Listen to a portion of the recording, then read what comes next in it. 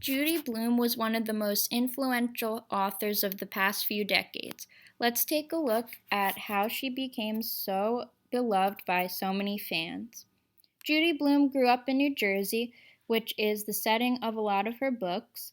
She didn't have a very open relationship with her mom, but her mom giving her book recommendations was one way that they did communicate. Once Judy Blume got an education degree, she had two children and she started writing stories based on some of their funny moments and remembering her own childhood as well. Judy Blume has written many books for children and young adults and won awards for them. I'm going to go through some of her most popular books.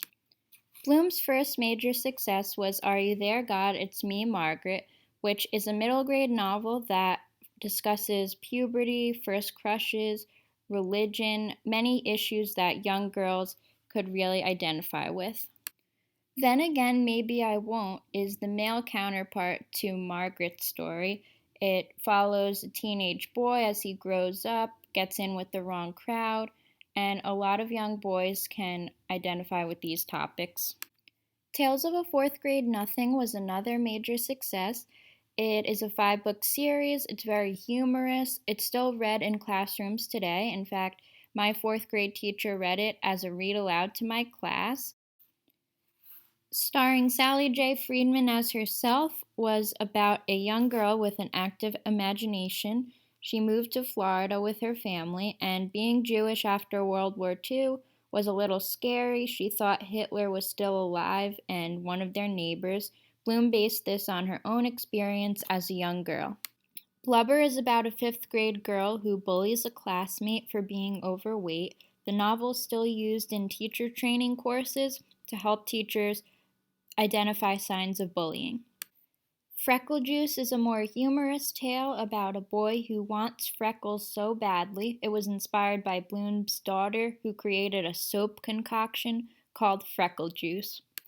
Because she always tackled difficult topics in her books, Judy Blume's readers wrote her so many letters over the years, pouring their hearts out, confiding in her things that they couldn't talk with their parents about.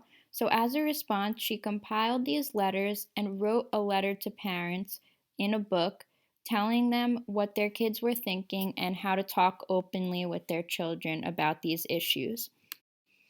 As we've seen, Judy Blume's books are challenged whether they're for children or teens, but here are 5 most challenged books and the reasons behind the censorship.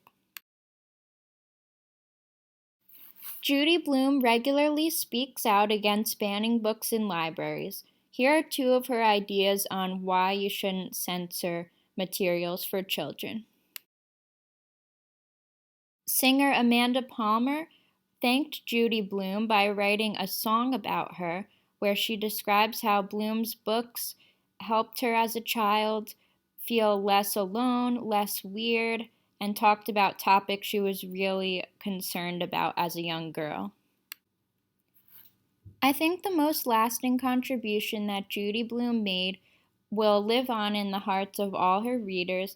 She will be forever remembered as an author who brought people together, who talked about controversial topics with no fear, and look at the smile on this fan's face, how she is so appreciative of the author who helped shape her childhood.